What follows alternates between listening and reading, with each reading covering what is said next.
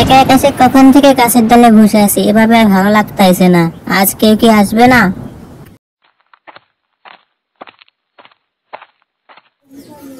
বা এই কাঁঠাল গাছটা তো দেখি বেশ বড়, অনেকগুলো কাঁঠাল ধরে আছে। এখান থেকে যদি আমি একটা কাঁঠাল নিয়ে নেই কেউ টেরই পাবে না। কিন্তু এই বাড়ির মালিকে তো আমাকে বলেছিল যে এই গাছে নাকি ভয়ঙ্কর কিছু থাকে।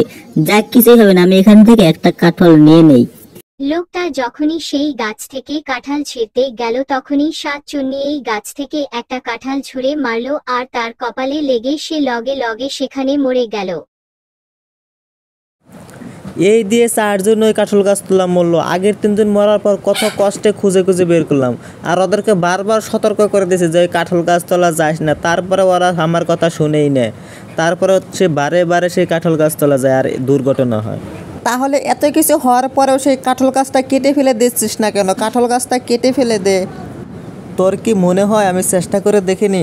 এই কাঁঠাল গাছটা কাটার জন্য আমি কত চেষ্টা করছি, কত টাকা পয়সা খরচ করছি, তারপরে এই কাঁঠাল গাছটা আমি কাটতে পারিনি।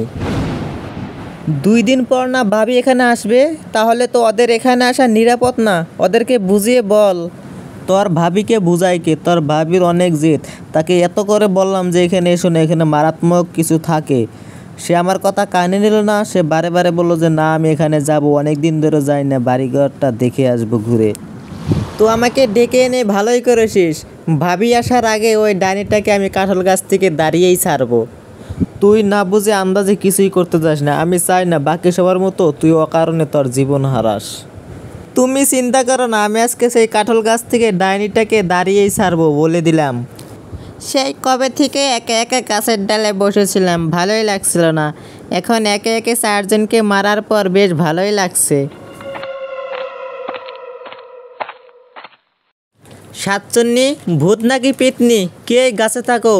আমি তোমাকে ভয় পাই না, এসো আমার সাথে দেখা দাও। কে এই ছেলেটা? ওর সাহস তো কম নয়, আমার সঙ্গে দেখা করতে চায়। ও হয়তো আমাকে ভালো করে চিনে না। দাঁড়া, দেখাচ্ছি মজা। ওর সঙ্গে আগে দেখা করে নেই, তারপর ওকে দেখাচ্ছি মজা। এই ছেলে, তোমার সাহস তো কম নয়, তুমি আমার সঙ্গে দেখা করতে চাও? আমার সঙ্গে যে একবার দেখা করে সে আর তার জীবন নিয়ে ফিরতে পারে না। হা হা হা। এই ডাইনি, আমি তোমাকে ভয় পাই না। আমি শুধু এটাই বলতে চাই যে তুমি এই বাড়ির সবাইকে কেন মারতেছো, আর আমার বন্ধুর মতো নিষ্পাপ মানুষটাকে কেন মারছো?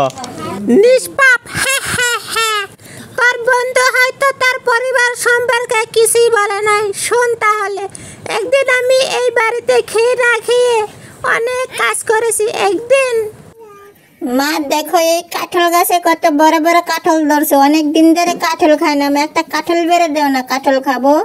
অনেক দিন ধরে খেতে ইচ্ছা যাচ্ছে মা।